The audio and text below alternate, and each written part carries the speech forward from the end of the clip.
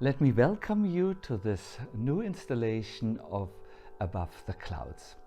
Today we will continue in the prayers of Prahlad Maharaj with a very, very, very nice address to the Lord. Prahlad says, O Great One, O Supreme Lord, because of combination with pleasing and displeasing circumstances, and because of separation from them, one is placed in a most regrettable position within the heavenly or hellish planets, as if burning in a fire of lamentation. Although there are many remedies by which to get out of miserable life, any such remedies in the material world are more miserable than the miseries themselves. Therefore, I think that the only remedy is to engage in your service. Kindly instruct me in such service. Prahlad Maharaj here says, I'm meeting in this life good circumstances, but then I'm forcibly separated from them again, and misery comes. And although I try very hard by various remedies to make my life very pleasant, these remedies in the end turn out to be even more miserable than the original situation I wanted to change. Srila Prabhupada has once told us a very nice analogy which makes this point clear, that the remedies which we try to find are sometimes complicating the situation even more. There was once a simple man. He was earning his livelihood by pulling by rope a boat upstreams that was loaded with heavy goods. This river had a strong current, and in the monsoon it became a raging flood.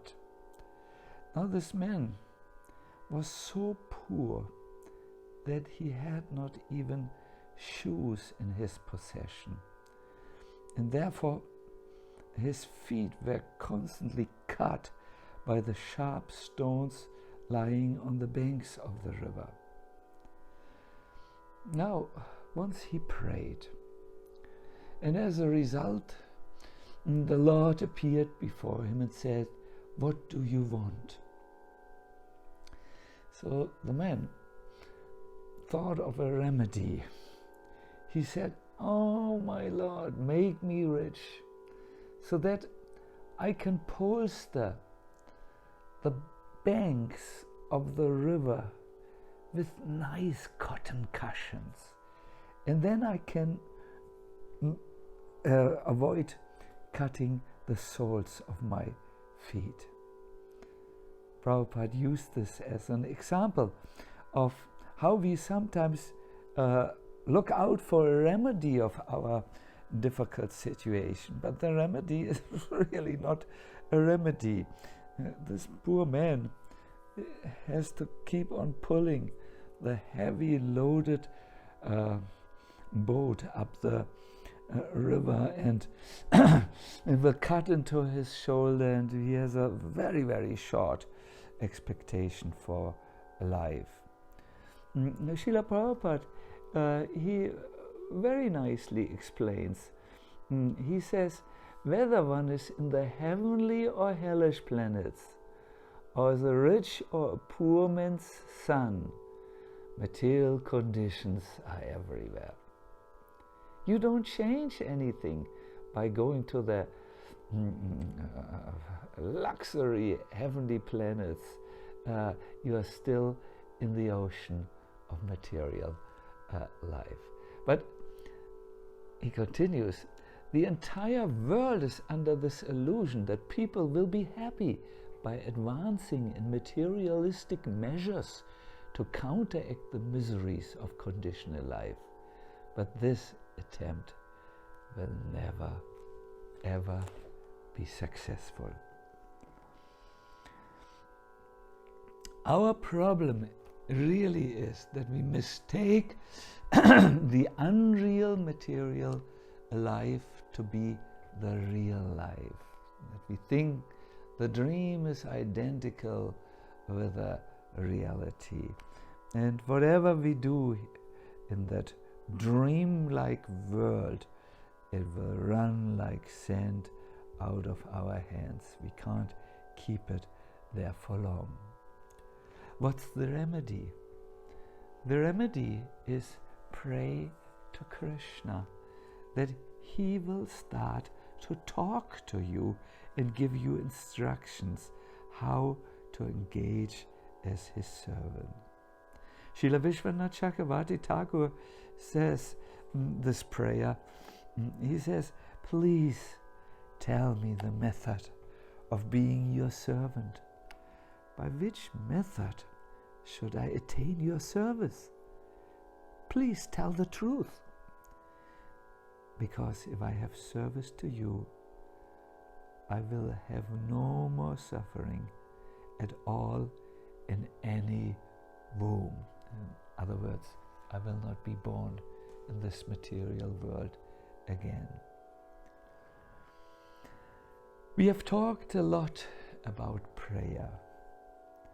Today I would like to point out how we can pray to Krishna for answers in a very, very special way.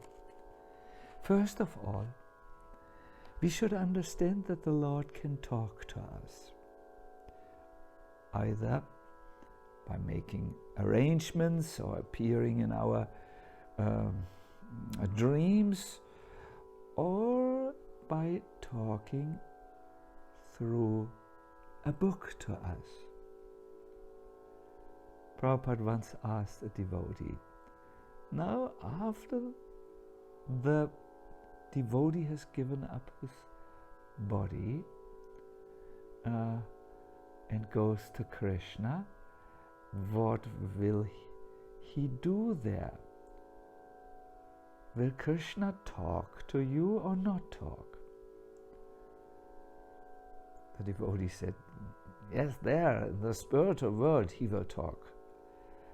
And Prabhupada says, there is a process how to talk with God. But these people, they do not know. They think it's all imagination. They do not know. The devotee says a common, let us say, misunderstanding. But we are so insignificant, Prabhupada. Why should God waste his time talking with us? Prabhupada answers, yes, because you are the sons and daughters. Although you are insignificant, you are the children of God. So he likes to talk with his sons and daughters, just like a small child. Everyone knows that he cannot talk. Still, the father tries to make him talking, to enjoy. This Mayapur Chandrodaya temple is teaching all these people how to talk with God. That is our mission. Yes, Krishna is interested to hear from you because you are his children. And there is a very nice way in which he will answer when you talk to him. He will use his talking book to answer. I remember someone once told me that there was a man who somehow had come to live in a different dimension, but he wanted to talk to his little daughter who was very intelligent. So one day he appeared, but he was in a subtle body. The daughter couldn't see him. So he pushed several books out of a shelf that fell in a certain pattern from which his daughter could understand what her father was saying to her. In the same way, Krishna can talk through the Srimad Bhagavatam if we approach the work by prayerful reading. These books are not just white paper with some letters put on it or printed on it.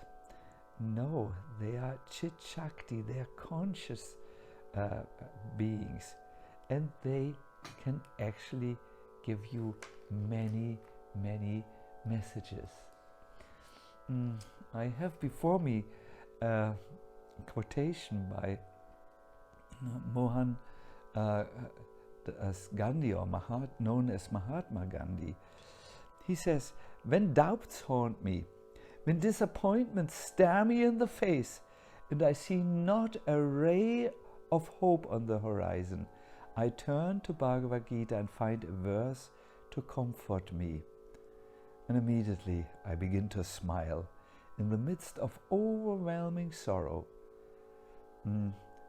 Those who meditate on the Gita will derive fresh joy and new meanings from it every day." I would like to introduce 6 steps which I learned at our Govardhan retreat from Burijan Prabhu, of reading that will incite the Lord to talk to you. First of all, set a certain time and preferably place where you exclusively read in the Bhagavatam. Sometimes it's enough to make that a brief period of time. Then second step, before you begin your reading, say a prayer, either to Shukadev Goswami or Srila Prabhupada or your teachers, that please enlighten me through the literature of this transcendental teachings. Third step, slowly and prayerfully read a text, and don't go for turning many pages. No, read until something strikes you and you feel this is a good place to stop and think a little to digest the information and so on. And then the next step, after you have read this particular passage a few times, sit down and meditate about what you have read. Let it pass through your contemplative mind, and as a result you will see something sticks in your mind, and some of these points which stick there become answers from above, answers from Krishna to exactly the situation that you explained in your prayer. They are answers to your questions. The last step is speak about what you have read. Or even better, speak about that which has struck you and made a deep impact in your life. Because by kirtanam, that is saying it out loud, glorifying, you will see how the information becomes rooted into your consciousness. The Bhagavatam is a book that can talk to you.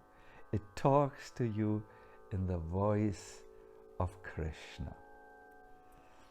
I thank you very much, wishing you all the best, and see you soon for another Above the Cloud.